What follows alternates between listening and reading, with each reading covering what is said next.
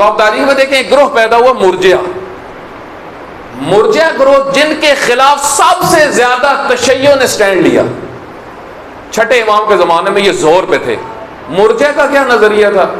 مرجع کا یہ نظریہ تھا کہ ایمان کافی، عمل کی ضرورت نہیں، ایمان بخشوا دے گا، عمل میں جو مرضی کرو۔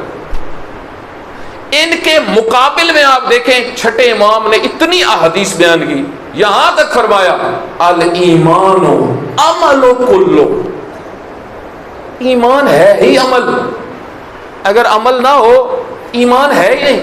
اور یہ تو خود امیر المومنین کا فرمان ہے کہ ایمان 3 چیزوں سے مل کے بنتا ہے، ایک اقرار، دوسرا تصدیق اور تیسرا عمل۔ خود ایمان کا ایک رکن عمل ہے۔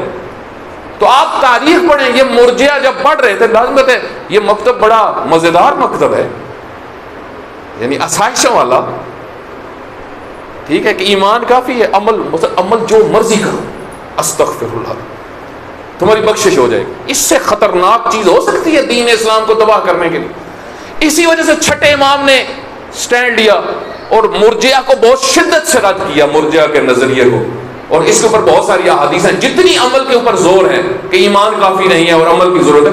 اور آپ دیکھیں قرآن کریم کی نص کے خلاف ہے یہ عقیدہ۔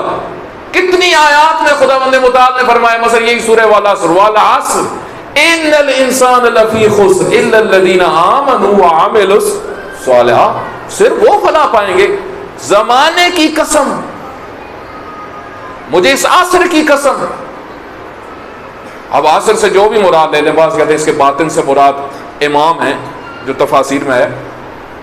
زمانے کی قسم، اس ہستی کی قسم، صرف وہ کامیاب ہوگا جس کے اندر یہ 2 چیزیں، یہ نہیں کہ جس کے اندر صرف ایمان ہے، بلکہ جس کے ساتھ ایمان کے ساتھ عمل بھی شرط ہے۔